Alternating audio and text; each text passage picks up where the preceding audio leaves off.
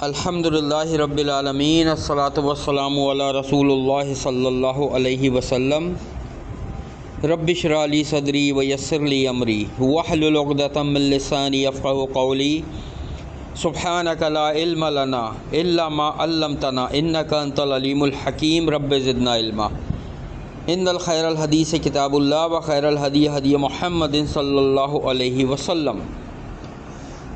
سورہ رحمان ہماری چل رہی ہے اور پچھلی کلاس میں ہم نے پڑھا تھا کہ اللہ تعالیٰ نے دو مشرقوں اور دو مغربوں کی بات کری اور انسان اور جنات کی پیدائش کی بات کری کہ انسان کو کیسے پیدا کیا، جنات کو کیسے پیدا کیے۔ تفصیل میں نے بتا دی تھی۔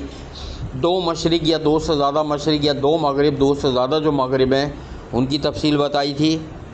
اور اس کے علاوہ اللہ تعالیٰ نے یہ فرمایا تھا کہ دو دریا یا سمندر جاری کر دیے جو ایک دوسرے سے مل جاتے ہیں، لیکن ان دونوں کے بیچ میں آڑ ہے، وہ بڑھ نہیں سکتے، اس سے ہیں برابر لیکن ایک دوسرے کے اندر پانی اس کا نہیں آ سکتا۔ یہ تفصیل ہم نے پڑھی تھی۔ آگے چلتے ہیں انشاءاللہ آج کی کلاس کی طرف۔ اعوذ باللہ السمیع العلیم من الشیطان الرجیم من ہمزہ ونفخہ ونفثہ۔ یخرج منہما اللؤلؤ والمرجان فبأي آلاء ربكما تكذبان۔ اب اللہ تعالیٰ فرما رہے ہیں ان دونوں میں سے موتی اور مونگے برآمد ہوتے ہیں۔ دیکھو اصل میں یہاں پہ مرجان کا جو لفظ ہے نا، مرجان اصل میں جماعتات یا نباتات کے درمیان کی پیدائش ہے۔ جس طرح موتی جو ہوتا ہے وہ پتھر کی ایک قسم ہے۔ موتی جو ہے نا چمکدار ہوتا ہے نا، وہ پتھر کی ہی ایک قسم لیکن قیمتی ہوتا ہے۔ ایسے ہیرا وہ بھی پتھر کی ایک قسم ہے لیکن وہ بالکل الگ چیز ہے، ٹھیک ہے۔ تو مرجان بھی پتھر کی ہی قسم ہے لیکن یہ نباتات کی طرح بڑھتا ہے۔ مرجان وہ پتھر ہے جو بڑھتا ہے، گروتھ ہوتی ہے یعنی جس کے اندر۔ اچھا، مرجان کا ایک چھوٹا سا پودا ہوتا ہے جس کی شاخیں بھی ہوتی ہیں، یہ ہوتا ہے۔ اچھا، یہ تفصیل بڑی یہاں جو ذکر کیا ہے نا، اس سے پہلے جو آیت گزری ہے نا کہ کھارا اور میٹھا پانی، جو تفصیل سے بتائی تھی، یہاں علماء کرام نے بڑی تفصیلی بحث کری ہے کہ مرجان آیا کھارے پانی میں پیدا ہوتا ہے یا یہ میٹھے پانی میں پیدا ہوتا ہے۔ تو زیادہ تر مفسرین کی یہی رائے ہے کہ یہ کھارے پانی میں ہوتا ہے، سمندر کے، دریا کے پانی میں کم ہی ہوتا ہے مرجان جو ہوتا ہے،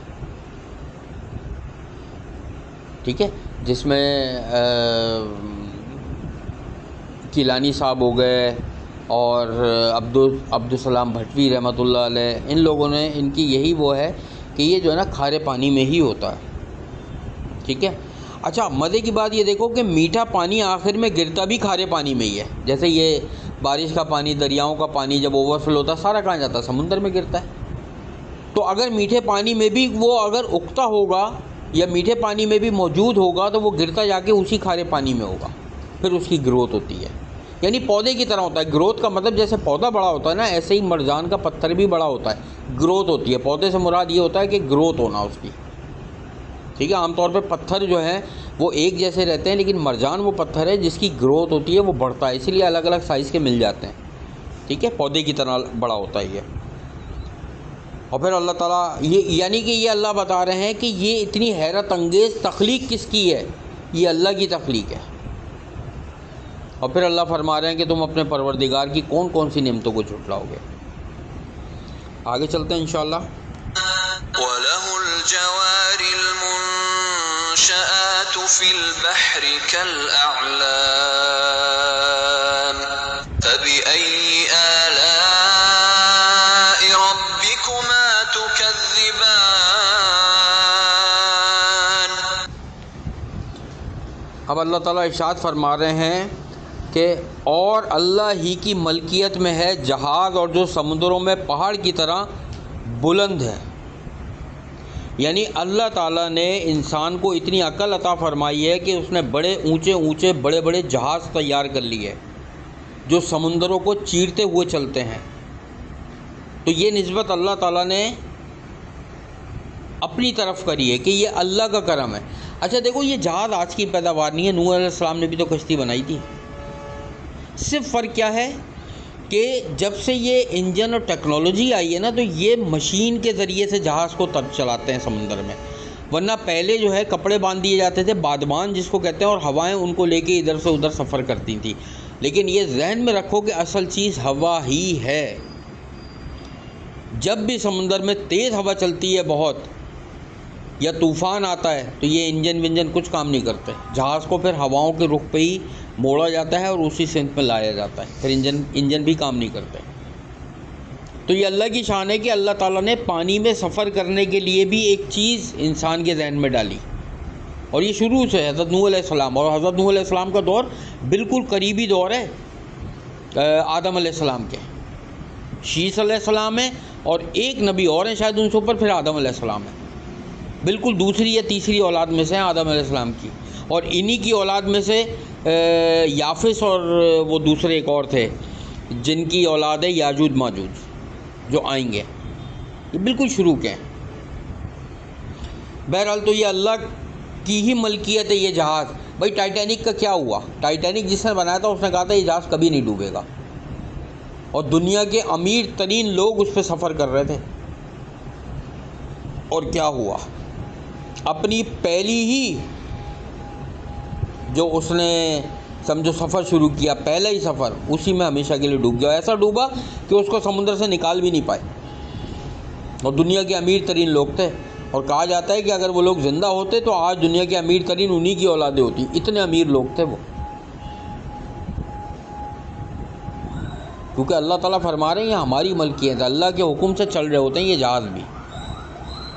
اللہ تعالیٰ جس کو چاہے سمت بدل دے، کھو جائیں گے جہاز، نہیں پتہ چلے گی سمت کہاں سے کہاں آ گئے۔ تو اے جنوں انس اپنے پروردگار کی کون کون سی نعمتوں کو جھٹلاؤ گے؟ واقعی شکر ادا کرنا چاہیے کہ اللہ تعالیٰ نے ہمیں ایسی نعمتیں دنیا میں عطا کری ہیں، اور یہ صرف پانی والے جہاز نہیں، اڑنے والے جہاز بھی، یہ اللہ کی نعمتیں ہیں کہ جو پہلے حج پہ 6 مہینوں میں پہنچا کرتے تھے لوگ، ابھی 2 3 گھنٹے میں پہنچ جاتے ہیں حج اور عمرے کے لیے۔ اللہ کا احسان نہیں ہے کیا؟ صحابہ کرام نے کیسے سفر کیے ہیں اونٹوں پہ اور گھوڑوں پہ۔ اگلی آیت کی طرف چلتے ہیں انشاءاللہ۔ كل من عليها فان ويبقى وجه ربك ذو الجلال والإكرام فبأي آلاء ربكما تكذبان۔ اب اللہ تعالیٰ ارشاد فرما رہے ہیں زمین پر جو بھی ہے وہ سب فنا ہونے والا ہے، جو کچھ بھی زمین پر ہے وہ سب فنا ہوگا، اس زمین سمیت یہ سورج، چاند، ستارے، انسان، جن، تمام مخلوقات، پہاڑ، دریا، سمندر، درخت، جو بھی چیز موجود ہے سب کچھ ختم ہو جائے گا۔ پھر اگلی آیت میں کیا فرما رہے ہیں؟ صرف آپ کے رب کی ذات جو عظمت اور عزت والی ہے باقی رہ جائے گی، یعنی کہ جو چیز بھی تخلیق کی گئی ہے وہ فنا ہو جائے گی، تو خالق صرف بچے گا، وہ کبھی بھی فنا نہیں ہو سکتا کیونکہ وہ خالق ہے، اس کی صفت میں ہی نہیں ہے فنا ہونا، یہ صفت تو مخلوق کی ہے۔ خالق بچے گا اور اسی طریقے سے اس کا کلام بچے گا جو لوح محفوظ میں لکھا ہوا ہے، یہ اللہ کا کلام ہے، یہ بھی فنا نہیں ہو سکتا کیونکہ یہ مخلوق تھوڑی ہے، یہ اللہ کا کلام ہے۔ یعنی کہ یہ سمجھ لو کہ جو کچھ بھی نظر آتا ہے اپنی آنکھوں سے انسان دیکھتا ہے، پیدا ہونے سے مرتے دم تک ان سب کو فنا ہونا ہے، اور چلو اس کو پھر ہم کبھی بعد میں ڈسکس کریں گے۔ پھر اللہ تعالیٰ فرما رہے ہیں اپنے پروردگار کی کون کون سی نعمتوں کو جھٹلاؤ گے؟ اللہ باقی رہنے والا ہے، اللہ باقی من کل فانی، اللہ کی ذات باقی رہنے والی ہے، اور باقی سب کچھ فانی ہے، کیونکہ پہلے بھی اللہ ہی کی ذات موجود تھی جب کچھ بھی نہیں تھا۔ یہ سب کچھ اللہ نے تخلیق کیا ہے۔ کیوں تخلیق کیا ہے یہ بار بار بتا چکا ہوں میں۔ اگلی آیت کی طرف چلتے ہیں انشاءاللہ۔ يسأله من في السماوات والأرض كل يوم هو في شأن فبأي آلاء ربكما تكذبان۔ اب اللہ تعالیٰ ارشاد فرما رہے ہیں سب آسمان اور زمین والے اسی سے مانگتے ہیں، ہر روز وہ ایک شان میں ہے۔ یعنی کہ اللہ کی ذات سب سے پہلی بات بے نیاز ہے، اس سے ہمیں پتہ چلا اللہ کو کسی چیز کی بھی ضرورت نہیں ہے، اور اللہ ہی اصل میں حاجت روا ہے اور مشکل کشا ہے، اور تمام مخلوقات اللہ ہی کی محتاج ہیں، اور صبح شام مانگتے رہتے ہیں۔ کوئی صحت مانگ رہا ہے 24 گھنٹے، کوئی عربی میں مانگ رہا ہے، کوئی انگلش میں مانگ رہا ہے، کوئی فارسی میں مانگ رہا ہے، کوئی سندھی میں مانگ رہا ہے، کوئی فرینچ میں مانگ رہا ہے، کوئی ڈچ میں مانگ رہا ہے، کوئی اٹیلین میں مانگ رہا ہے، کوئی جیپنیز میں مانگ رہا ہے، کوئی لیبنیز میں مانگ رہا ہے، کوئی اردو میں مانگ رہا ہے۔ جانور اپنی بولیوں میں مانگتے ہیں، کوئی صحت مانگ رہا ہے، کوئی رزق مانگ رہا ہے، کوئی اولاد مانگ رہا ہے، کوئی روزگار مانگ رہا ہے، کوئی ترقی مانگ رہا ہے، کوئی کاروبار مانگ رہا ہے، کوئی کچھ اور مانگ رہا ہے، کوئی خیر و برکت مانگ رہا ہے، کوئی دشمنوں سے پناہ مانگ رہا ہے۔ 24 گھنٹے زبانیں اس دنیا میں مانگتی رہتی ہیں، اور یہی اللہ کی شان ہے کہ وہ دینے والا ہے، بس باقی سب مانگنے والے ہیں۔ اصل میں وہی دیتا رہتا ہے۔ جو مخلوق بھی وجود میں آتی ہے وہ سب کے سب اللہ سے مانگ رہے ہوتے ہیں۔ حدیث میں ہے نا، حضرت ابو ہریرہ رضی اللہ عنہ سے روایت ہے کہ نبی صلی اللہ علیہ وآلہ وسلم نے فرمایا اللہ کا ہاتھ بھرا ہوا ہے، کسی بھی قسم کا یا جتنا بھی خرچ کرنا اس میں کمی نہیں لاتا، رات دن بے حساب برسنے والا ہے۔ تم نے دیکھا اس نے جب سے آسمان و زمین پیدا کیے ہیں کیا کچھ خرچ کیا ہے اس نے، لیکن اس میں کمی نہیں آئی، اس کے خزانوں میں کوئی کمی نہیں آئی، جو کچھ بھی اس کے ہاتھ میں ہے۔ اور اللہ کا عرش پانی پر تھا، اور اس کے ہاتھ میں ترازو ہے، نیچے کرتا ہے اور اونچا کرتا ہے۔ یہ حدیث ہے کہ اللہ جب سے دنیا بنی ہے اللہ تعالیٰ خرچ کرتا جا رہا ہے، اس کے پاس کمی نہیں ہے، ترازو بھی ہے اس کے پاس، ناپ تول کے خرچ کرتا ہے اللہ تعالیٰ۔ ایسا نہیں ہے کہ بس دنیا میں فرض کرو کہ اللہ تعالیٰ اگر سب کو پیسہ دے دے، سب کو پیسہ دے دے، کام کون کرے گا؟ دنیا کا سسٹم کیسے چلے گا؟ تو یہ اللہ کا ایک ترازو ہے کہ اللہ تعالیٰ حساب سے دیتا ہے کہ کس کو کیسے دینا ہے، کس کو کب دینا ہے، کس سے کب لے لینا ہے، کس کو کتنا دینا ہے، کس کو کتنا نہیں دینا ہے۔ لیکن اللہ کے خزانے کبھی خالی نہیں ہوتے، اور یہ تو صرف دنیا ہے نا، قیامت جب آئے گی، جب جنت میں اللہ تعالیٰ کریں گے تو اللہ تعالیٰ انسان سے فرمائیں گے، جو مومن اس میں جائیں گے کہ مانگو کیا مانگتے ہو۔ وہ مانگتے مانگتے تھک جائے گا، پہلے تو کہے گا سب کچھ تو ہے، اللہ فرمائیں گے مانگو، تھک جائے گا، پھر کہیں گے اور مانگو، کیا مانگوں؟ بس مانگو۔ وہ سوچ میں پڑ جائے گا میں مانگوں کیا؟ تو اللہ تعالیٰ فرمائیں گے جو کچھ تو نے مانگا ہے وہ سب بھی تجھے ملے گا، اور اس سے 70 گنا اور زیادہ ملے گا۔ انسان تھک جائے گا مانگتے مانگتے، اور فوراً ملتا رہے گا۔ لیکن دنیا میں اللہ تعالیٰ نے میزان رکھا ہے، نپا تولا دینا ہے، لیکن 24 گھنٹے دینا ہے۔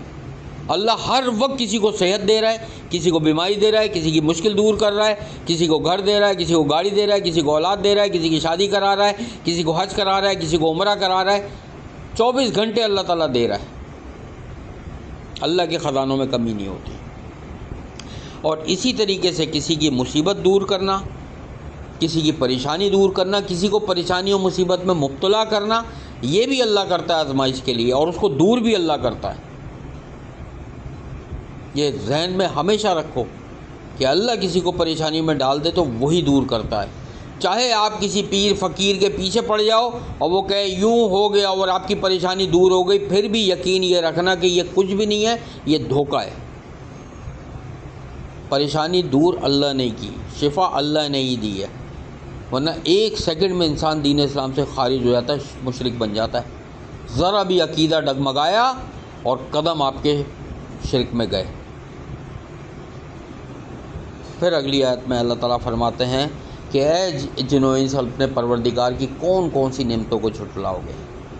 تو خود سوچو کہ جو اللہ 24 گھنٹے دے رہا ہے، 7 دن دے رہا ہے، پورا سال دے رہا ہے، ہر زبان میں مانگنے والے کو دے رہا ہے، مچھلیاں پانی کے اندر دعا کر رہی ہیں، پرندے ہوا میں دعا کر رہے ہیں، کیڑے مکوڑے جو ہے وہ جنگلات میں دعا کر رہے ہیں، انسان الگ الگ ملکوں میں الگ الگ زبانوں میں الگ الگ دعائیں کر رہے ہیں، سب کی دعاؤں کو ایک ساتھ سننا اور قبول فرمانا، یہ کسی بھی مخلوق کا کام نہیں ہو سکتا، یہ کسی پیر فقیر ولی کا کام نہیں ہو سکتا، یہ صرف ایک ہی کا کام ہو سکتا ہے اور وہ ہے اللہ رب العالمین جو خالق کائنات ہے، واحد اور لا شریک ہے۔